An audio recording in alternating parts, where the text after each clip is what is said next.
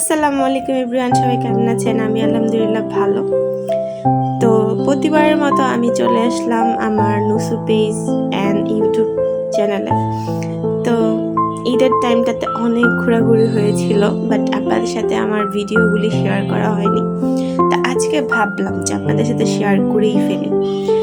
তো ফার্স্টে ঈদের দ্বিতীয় দিন আমরা চলে গিয়েছিলাম আনোয়ারা সিটি ম্যাজিক আইসল্যান্ডে, যেটা কেরানীগঞ্জে অবস্থিত। তো এখানে বাচ্চাদের জন্য অনেক বেস্ট একটা প্লেস, বাচ্চারা অনেক এনজয় করে এখানে গেলে।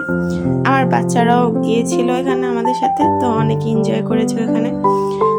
আমার তো আর ওইরকম এনজয় করার বয়স নেই, তো আমার বাচ্চারা অনেক এনজয় করেছে।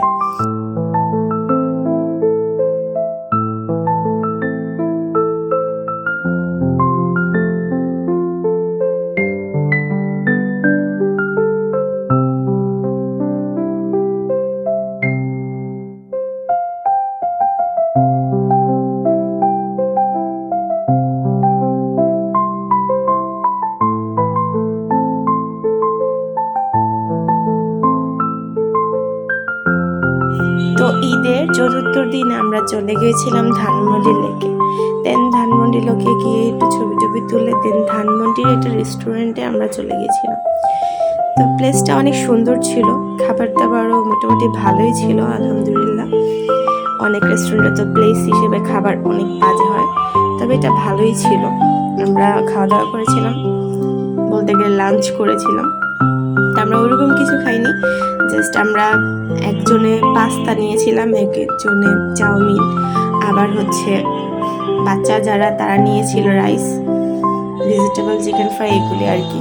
তো এখানে কতক্ষণ আমরা একটু থাকলাম, আড্ডা দিলাম, দেন আমরা একটু ফটোশ্যুট করলাম, ভিডিও ক্লিপস নিলাম।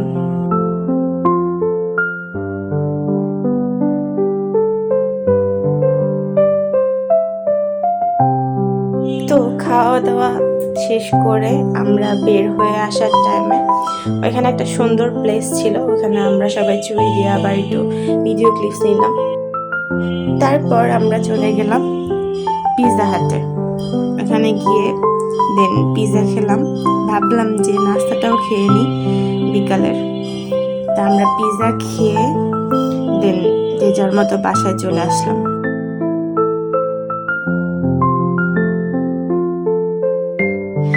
তো আমরা ঈদের পঞ্চম দিন আবার বের হলাম, শুধু আমি আর আমার ফ্রেন্ড আর আমার বাচ্চারা, আর আমাদের একটা ছোট ভাই আছে ও।